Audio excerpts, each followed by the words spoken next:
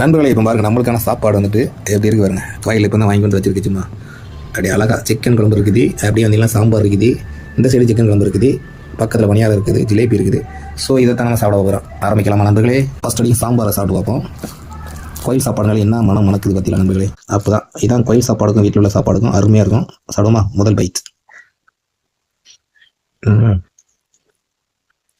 அருமை அருமை அருமை. கோயில் சாப்பாடுனாலே ஒரு பிடி தான், வாங்க பிடிப்போம். இதெல்லாம் வந்து நாட்டுக்கோழி தான் பார்த்துக்கோங்க.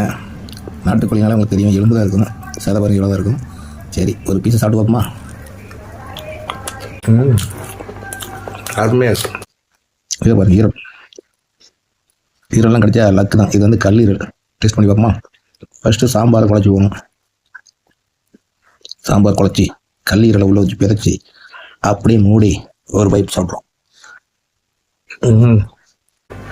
சொர்க்க பூமிங்கிற மாதிரி அருமையாக இருக்குங்க.